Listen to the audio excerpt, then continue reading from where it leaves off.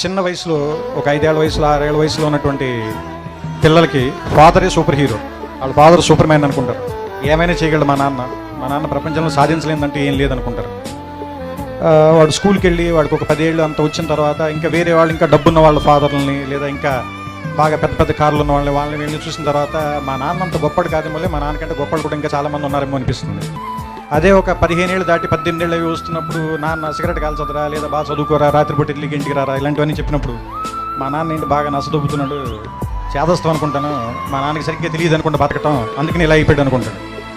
వీడికి ఒక 20 ఏళ్ళు 25 ఏళ్ళు వచ్చి ఒక అమ్మాయిని పెళ్లి చేసుకున్న తర్వాత ఒక ఫ్లాట్ రెంట్కి తీసుకోవటం, ఉద్యోగం చేయటం, నెలాఖరికి వచ్చేసరికి అప్పులు చేయాల్సి రావటం, బిల్స్ కట్టాల్సి రావటం. ఇలాంటప్పుడు నాన్న మనం మరీ అనుకున్నంత వేస్ట్ ఏం కాదనుకుంటే బాగానే మేనేజ్ చేసినట్టున్నాడు 4 పిల్లలు, కానీ మనకి దీనమ్మ ఇంకా ఒక్కడిని కూడా కనకుండానే ఇంత కష్టంగా ఉంది మనకి అనిపిస్తుంది.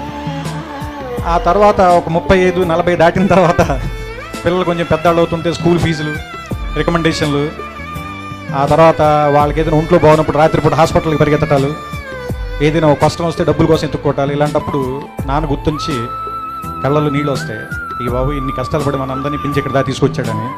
కానీ మనం అది చెప్పేసరికి చాలామంది నాన్నలు ఉండరు, చచ్చిపోతారు. అందుకని నా ఉద్దేశం ఏంటంటే నాన్న బతికుండగానే మనం అందరం థ్యాంక్స్ చెప్తాం.